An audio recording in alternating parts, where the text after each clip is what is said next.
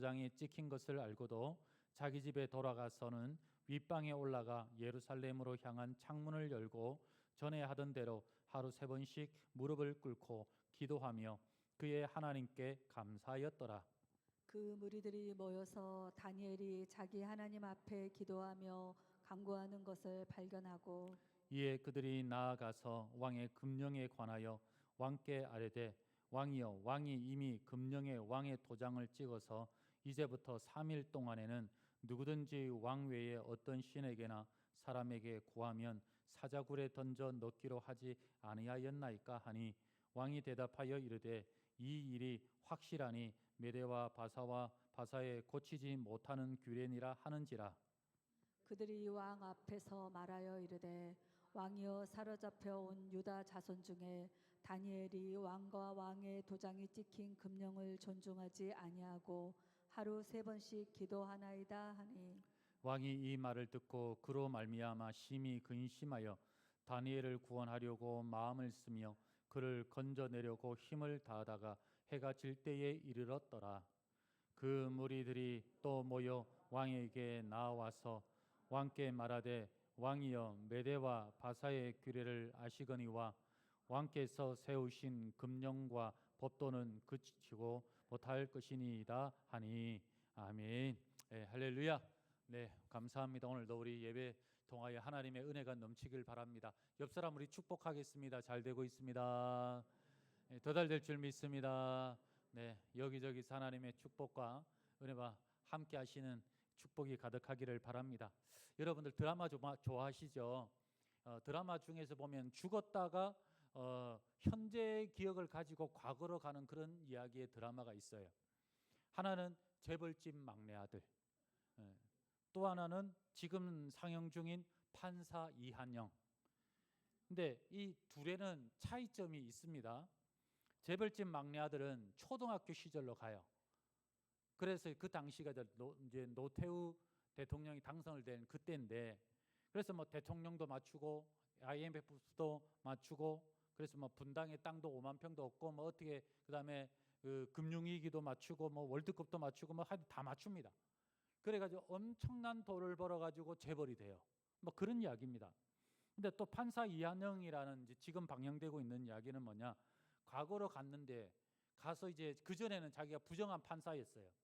그런데 회개하고 이제 바른 판결을 하기 위해서 그렇게 하는 뭐 그런 정의로운 판사로 거듭나는 그런 이야기입니다. 여러분들이라면 지금의 기억을 가지고 20대로 돌아가면 뭐 하시겠습니까? 어떤 일을 하시겠습니까?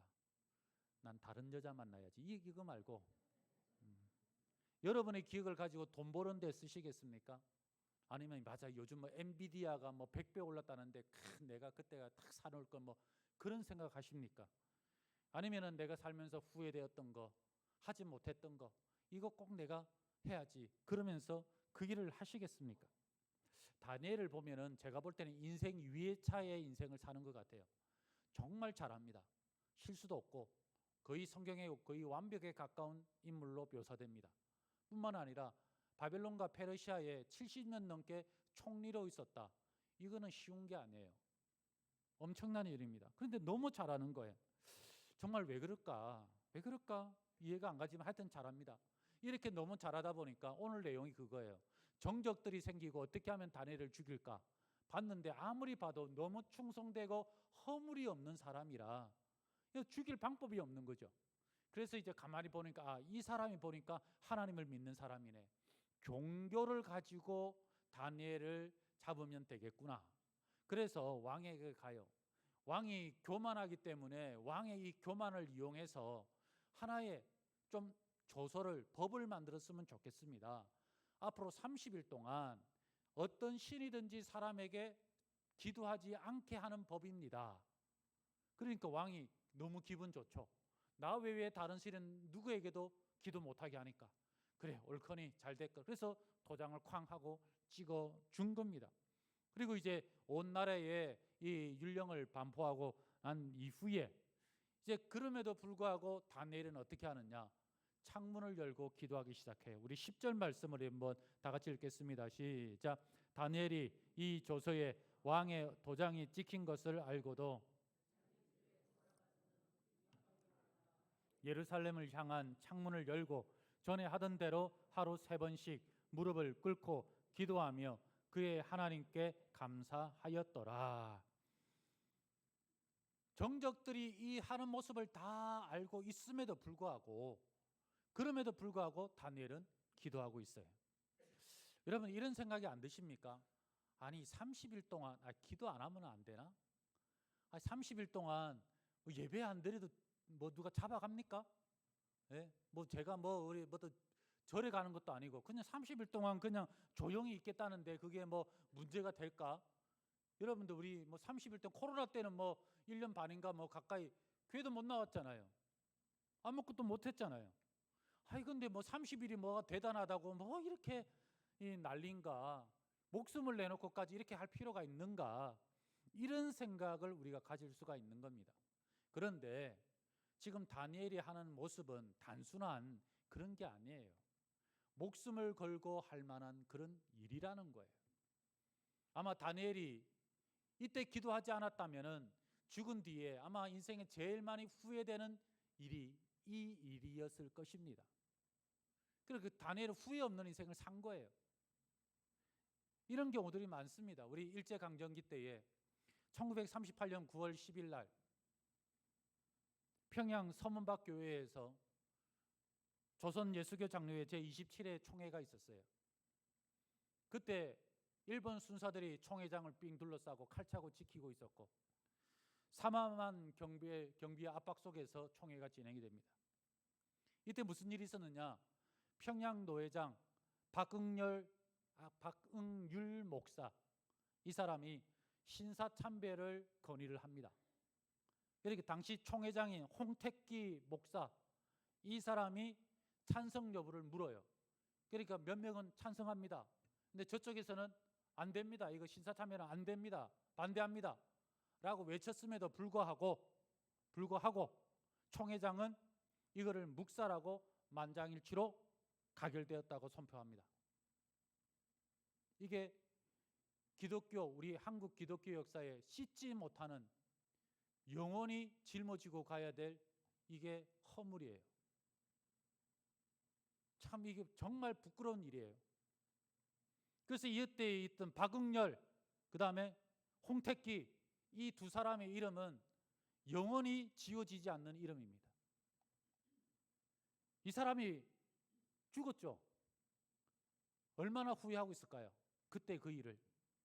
그런데 반대로 주기철 목사님, 이분은 신사참배는 제1계명, 나 외에 다른 신을 섬기지 마라 라고 하는 그 명을 어긴 거다.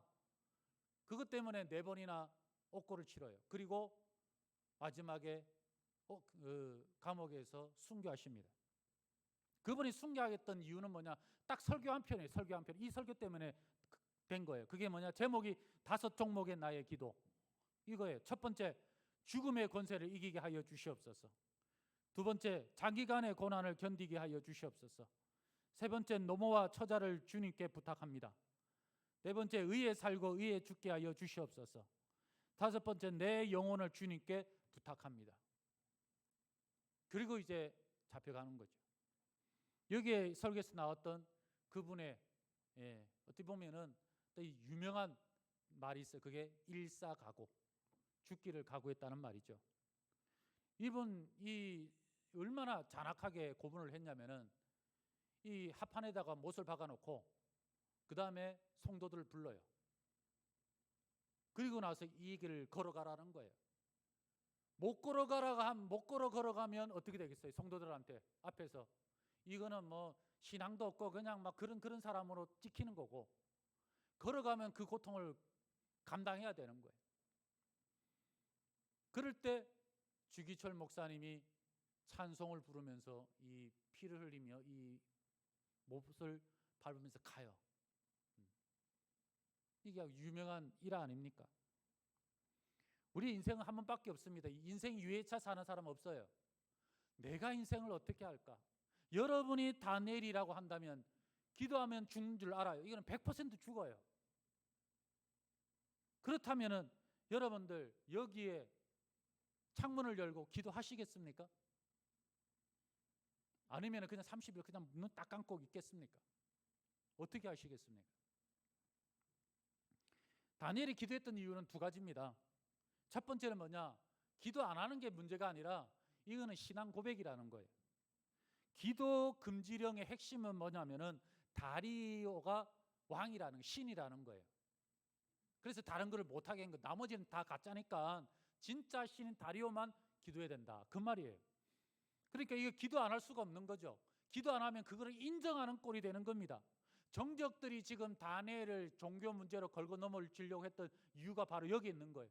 기도하면은 이거는 분명히 이거는 했으니까 법을 어긴 거니까 죽을 거고, 기도 안 하면 다리오가 신인 것을 인정하니까 다니엘의 신앙은 가짜인 거고, 이는 이러지도 못하고 저러지도 못하는 완전한 외통수에 걸린 거예요. 그럼에도 불구하고 다니엘은 기도하는 겁니다. 여러분들, 우리 중고등부 학생이 이제 지난주에 일본 단기 선교를 다녀왔어요. 일본 큐슈에 다녀왔는데 거기 보면 나가사키 하면 여러분들 기억나는 게, 젊은이들은 짬뽕이 기억나겠지만 그 어르신들은 저 연세 드시면 다 그 핵폭탄 기억하잖아요. 이 여기에 보면 일본 이제 풍신수길이 죽고 그 이후에 이제 에도 막부가 세워질 때에 기독교 신앙 때문에 약 한 10만 명 정도가 순교를 당합니다. 그리고 어떻게 이 신앙인지 없는지 판결을 하느냐면은 이 후미에라고 해서, 후미에가 무슨 말이냐면 성화에서 예수님 얼굴을 이렇게 해놓고 액자를 놓고 밟고 지나가면은 뭐예요? 살려주고, 머뭇거리거나 돌아가거나 넘어가면은 어때요? 이거는 기독교의 신자라는 거예요. 믿는 사람이라는 거예요. 그래가지고 이 사람들을 어떻게 죽이느냐? 일본은 다 바닷가가 많잖아요. 전부 다 섬이니까. 썰물 때 그 바닷가에다가 이 기둥 박아놓고 거기다 묶어놓는 거예요. 그럼 민물 오면 어떻게 되겠어요? 죽어도 한꺼번에 죽는 게 아니라 하여튼 괴로울 거 아닙니까? 그렇게 익사시키는 거예요. 그리고 일본은 또 뭐가 많아요? 화산이 많잖아요. 화산인 데까지 한 일주일을 맨발로 걸어가게 합니다. 그러니까 뭐 화산은 그냥 걸어도 힘든데 그 산이 그 화산섬 이게 못 걸어요. 그거 돌도 이렇게 해서 그럼 피통성인데 가요. 가가지고 철철 끓는 용암에다 집어 던져요. 그래가 죽입니다. 그러니까 이 기독교가 원래 다른 나라 같은 게, 우리나라도 이제 순교자의 피가 많이 흘렀지만은 순교자의 피가 흐른 곳에는 항상 교회가 부흥했어요. 근데 일본은 그렇게 많은 사람이 죽었음에도 불구하고, 순교했음에도 불구하고 기독교가 어떻게 보면 힘을 못 써요. 아직도. 너무 신기하죠. 저는 우리보다 앞으로 하나님께서 일본 기독교를 더 많이 세워주실 줄 믿습니다. 그래서 이제 그렇게 간 거예요. 그래서 아직도 일본은 교회에 대한 이런 공포 이런 게 있는 거예요. 언제 또 정부가 막 뒤집어져 가지고 교회 다니는 사람들 다 잡아 죽일까, 뭐 이런 좀 일본은 좀 그런 게 있으니까, 그래서 좀 교회에 대한 거리감이 있다는 거죠. 그래서 다니엘이 기도했던 첫 번째 이유는 신앙 고백이기 때문에 한 겁니다. 그 다음에 또 한 가지는 뭐냐면은 이스라엘의 회복과 하나님의 언약 성취를 위해서 기도하는 거예요. 다니엘이 기도했던 본질적인 이유가 어디에 있느냐면은 솔로몬이 성전을 건축하고 낙성시켰던 할 때 했던 기도가 그 기초가 되고 있어요. 그게 열왕기상 8장 47절부터 49절 말씀 우리 다 함께 읽겠습니다. 시작. 그들이 사로잡혀 간 땅에서 돌이켜 주께 간구하기를 우리가 범죄하여 반역을 행하며 악을 지었나이다 하며 자기를 사로잡아 간 적국의 땅에서 온 마음과 온 뜻으로 주께 돌아와서 주께서 그들의 조상들에게 주신 땅 곧 주께서 택하신 성읍과 내가 주의 이름을 위하여 건축한 성전 있는 쪽을 향하여 주께 기도하거든 주는 계신 곳 하늘에서 그들의 기도와 간구를 들으시고 그들의 일을 돌아보시오며. 바로 이 말씀이죠. 솔로몬의 그 기도에 근거해서 내가 기도합니다. 그럼 무슨 기도를 지금 하겠다는 거예요? 기도할 이유가 뭐냐면은 다니엘서 9장 2절에 나와요. 그것도 다 같이 읽겠습니다. 시작. 곧 그 통치 원년에 나 다니엘이 책을 통해 여호와께서 말씀으로 선지자 예레미야에게 알려주신 그 연소를 깨달았나니 곧 예루살렘의 황폐함이 70년 만에 그치리라 하신 것이니라. 통치 원년, 다리오가 통치하는 그 원년에 깨달았다는 거. 뭘 깨달았느냐? 예레미야 선지자의 말씀을 읽고 깨달았다는 거죠. 예루살렘이 70년 만에 돌아오리라. 회복돼서 예루살렘으로 돌아올 거다라고 하나님의 언약의 말씀이 있었어요. 근데 가만히 보니까 70년이 다 차가는 거예요. 실제로 다리오 왕 다음에 이 고레스 왕이 되는데, 이 고레스 왕이 이제 포로를 돌아오게끔 그렇게 만들어 줍니다. 그러니까 지금 가만히 보니까 70년이 다 차고 있는 거예요. 다 차고 있는데 지금 이를 위해서 기도하는 사람이 한 명도 없는 거예요. 야, 큰일 났다. 우리 민족이 하나님의 언약이 성취할 때 다 됐는데 왜 아무도 기도 안 하지? 지금 다니엘이 하는 기도는 그냥 우리가 평소 하는 기도하고 다른 거예요. 내 기도에 따라서 이 민족이 포로에서 돌아올지 안 돌아올지 이게 지금 달려있는 그런 기도입니다. 민족이 살지 죽을지가 결정되는 기도예요. 그래서 다니엘은 자기의 목숨을 내놓고도 이 민족을 위해서 기도하는 겁니다. 그러니까 이 다니엘의 지금 기도가 얼마나 중요한지 몰라요. 여러분 같으면은 이런 사실들을 알면서도 목숨을 걸고 기도하겠습니까? 기도하시겠어요? 여러분이 기도해서 우리 민족이 산다고 한다면은 여러분 목숨 걸고 기도하시겠어요? 쉽지 않아요. 그래도 쉽지 않습니다. 왜 우리가 후회하는 인생을 왜 살겠습니까? 이유는 죽어보지 않았기 때문에 그런 거죠. 죽음을 한번 경험을 하면은 그 다음에 내가 이렇게 살면 안 되는구나 깨달아요. 그런데 여기 계신 분들 중에서 저를 비롯해서 죽어보신 분이 어디 계십니까? 안 계신 거예요. 그러다 보니까 사단은 항상 우리를 뭘 가지고 공격하느냐? 죽음을 가지고 공격하는 거예요. 죽음의 공포를 통해서 우리를 조종하는 거예요. 그래서 먹고 마시고 뭐 돈 벌고 하는 게 전부 다 뭡니까? 죽음에 대한 공포예요. 그래서 내 말 잘 들어라. 안 그러면 너 큰일 나. 그런 인생을 우리가 만들어 놓은 거죠. 그래서 예수님께서 이 땅에 오셔서 십자가에 죽으신 이유가 뭐예요? 사망 권세를 깨기 위해서. 십자가에서 부활하시고 승천하신 이유가 죽음을 이기시고 살아나셔서 우리에게 영생을 주시려고. 믿습니까?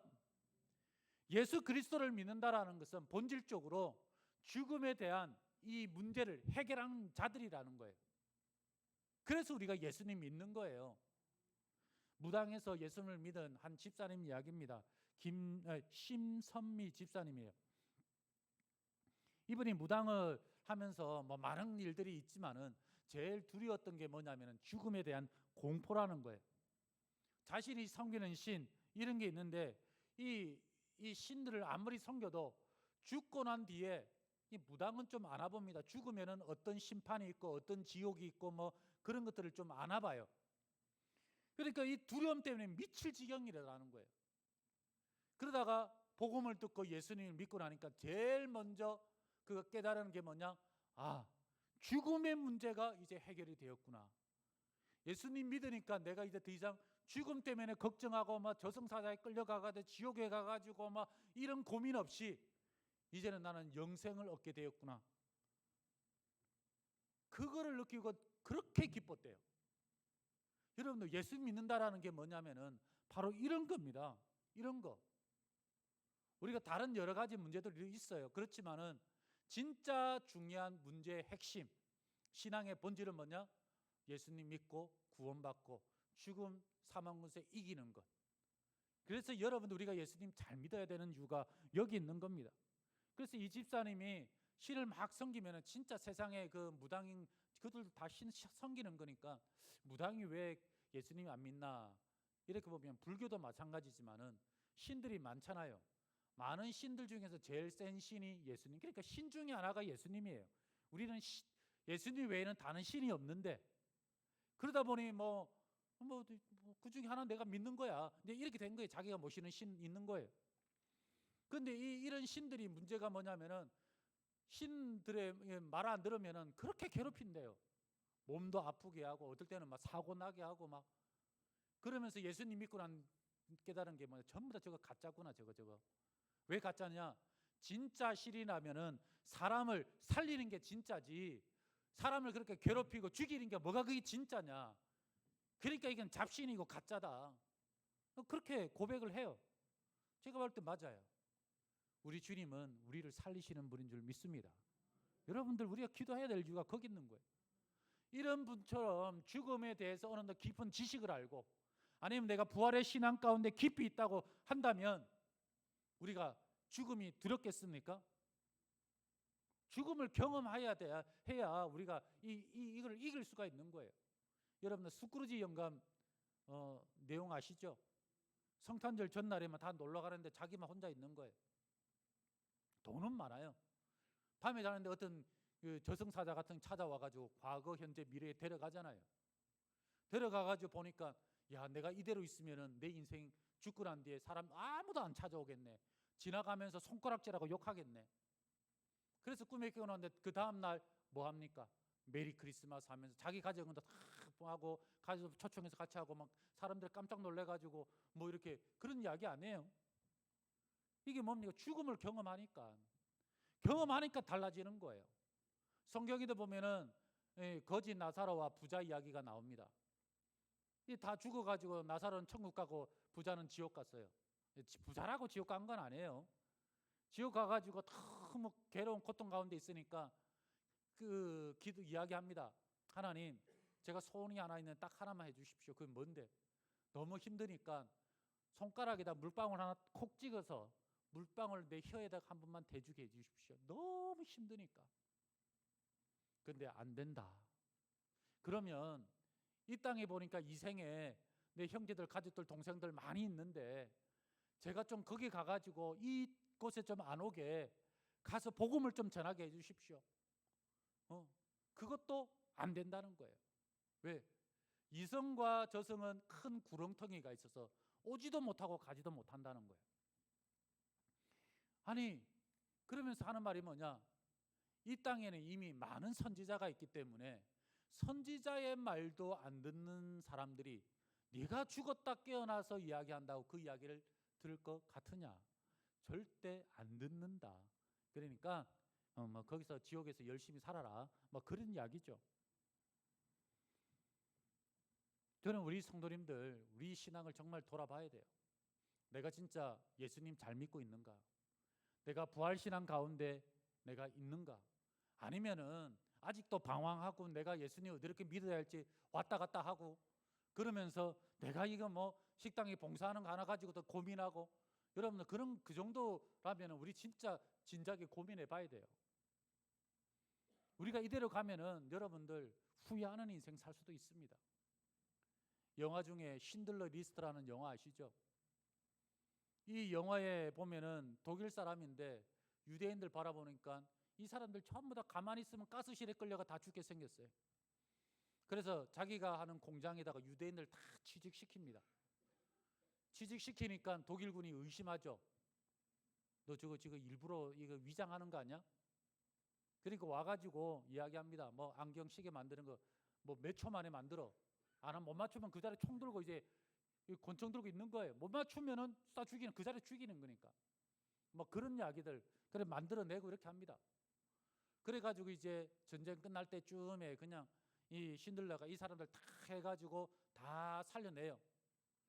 살려내고 난 뒤에 전쟁 끝나고 나니까 이제 독일군들이 다 이제 독일 사람 심판받을 게 않겠습니까? 그래서 이제 신들러도 이제 도망가야죠. 피난 갑니다. 피난 가는데 이 모습을 바라보고 유대인들이 너무 고마워서 뭐 해줄 건 없고 자기 아는데 그 옛날에 금리로 이렇게 떼었던 거 금리를 뽑아가지고 그걸로 반지를 만들어 줘요. 그리고 이제 차에 타고 가려고 하는데 이제 그때부터 오열하면서 이야기합니다. 내가 이 반지만 팔았어도 2사람은 더 살렸을 텐데, 내가 이 시계만 팔았어도 3사람은 더 살렸을 텐데, 내가 그러지 못한 게 젊은 시절 그렇게 많은 돈을 흥청망청 쓴 거에 대해서 후회하면서 가요. 그래가지고 이제 영화 마지막에는 많은 사람들이 묘지 앞으로 걸어갑니다. 그 사람이 누구냐면은 그 신들러 살렸던 사람들의 후손들이에요. 그리고 이 오스카 신들러라는 사람이 유일하게 독일인인데 유일하게 예루살렘에 오면 시온산, 뭐 성경에 보면 감람산 이렇게 나오지 않습니까? 그 언덕 거기 공동묘지에 유일하게 독일 사람으로 처음 묻혀 있는 사람이 이 사람이에요. 놀랍죠?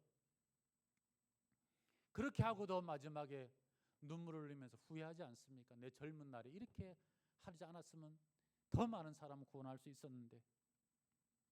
제가 사실 이 원고를 쓰면서 금요일날 원고를 다 썼어요. 거의 다 쓰고 어제 하루 종일 묵상하면서 이런 생각을 했습니다. 내가 다니엘 같으면 과연 목숨을 걸고 거기에서 기도할 수 있었을까? 우리 성도님들은 목사님은 믿음이 좋으시니까 기도하셨겠죠. 그렇게 생각하실 수도 있지만은 하루 종일 제가 묵상했던 이유가 뭐냐면 이 이야기 자체가 무게가 너무 무거운 거기 때문에 제가 그냥 여러분들에게 그냥 말씀 전할 수가 없어서 하루 종일 읽어가지고 제가 묵상한 거 나는 정말 할 수 있는가? 그 상황에서 내가 죽고 우리 교회가 산다면 내가 정말 목숨 버릴 수 있는가?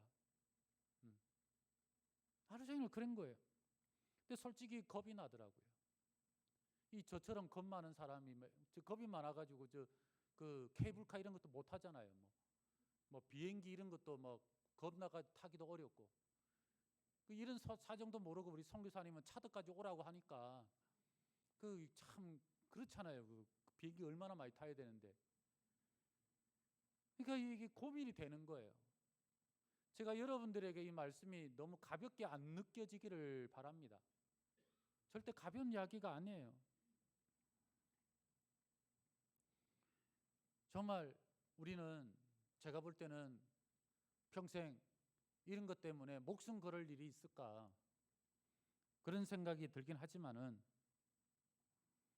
페르시아 관리들이 다니엘을 죽일 것처럼 그런 상황은 나에게 안 일어나겠지만 그래도 우리는 어떻게 해야 되느냐? 매일매일 우상 앞에 절하지 않는 싸움, 우상과의 싸움을 우리가 해 나가야 된다는 거예요. 페르시아 관리들이 조서에 뭐라고 썼느냐? 17절 하반절에 이렇게 이야기합니다. 30일 동안에 누구든지 왕 외에 어떤 신에게나 사람에게 무엇을 구하면 사자굴에 던져 넣기로 한 것이니이다. 이게 뭐예요? 우상 숭배죠. 우상 숭배. 다리오가 진짜 신이니까 다른 사람에게 다른 것에 하면은 이건 우상 숭배야. 그러면 죽일 거야. 그거죠. 우상 숭배하지 말라는 거예요. 그런데 우리 입장에서는 반대죠. 하나님 외에 다른 거 하는 모든 것들이 기도하는 모든 것들이 뭐예요? 우상 숭배. 왜 기도합니까? 기도하는 이유가 뭐예요? 기도처럼 확실한 선물이 보장된 게 어디 있어요?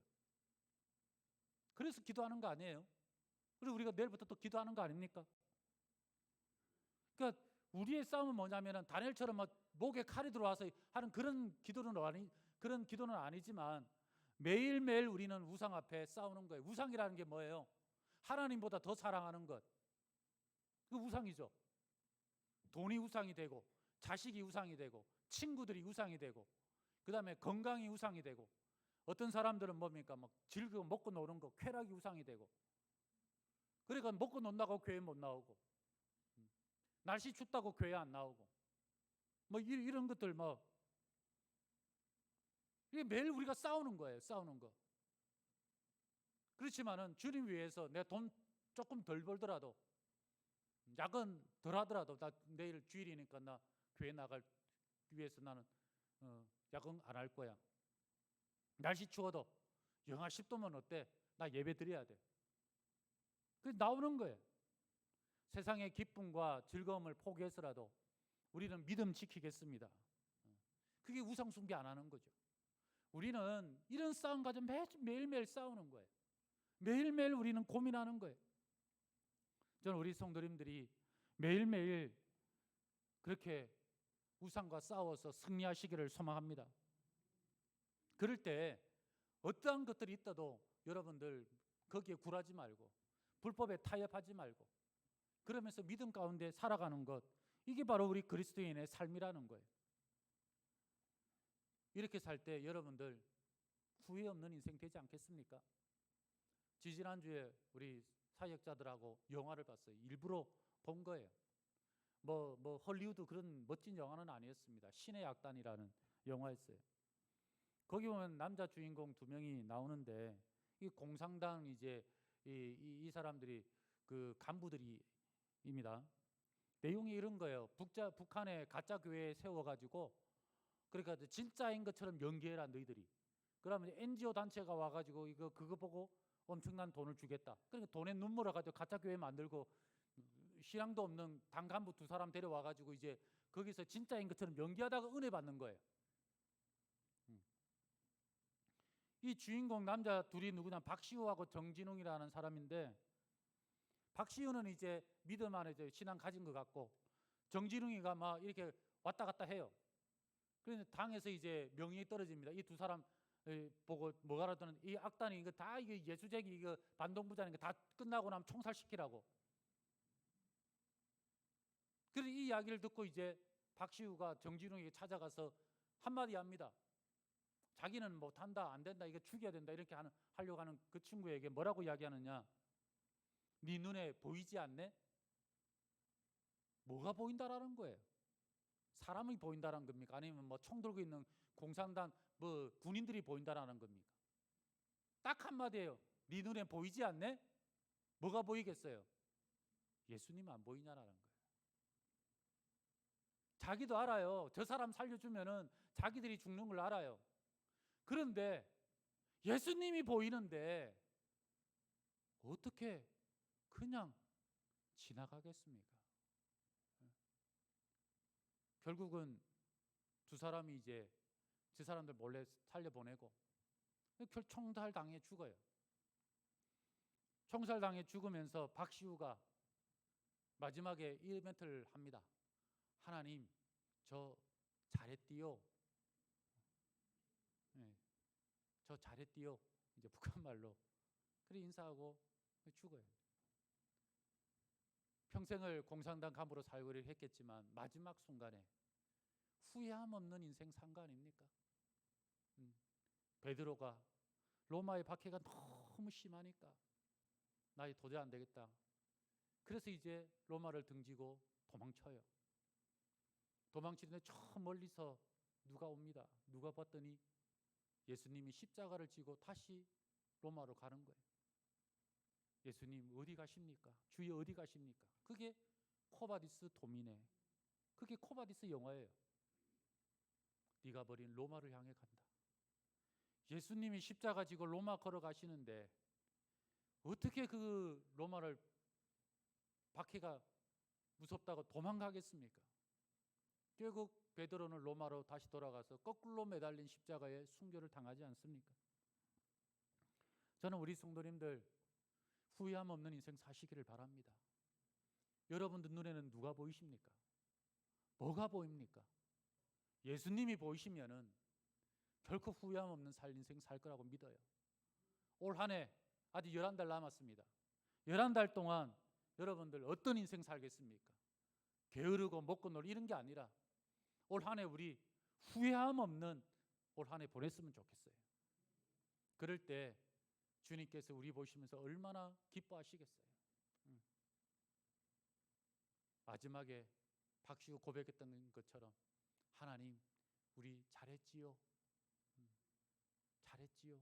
이런 기도할 수 있는 그런 성도님들 되시길 바랍니다. 그래서 다 하나님 앞에 축복과 은혜로 세워지기를 그리스도의 이름으로 축원합니다. 우리 다 함께 자리에 일어나셔서 우리 찬양 부르고 우리 믿음으로 결단하는 기도하겠습니다.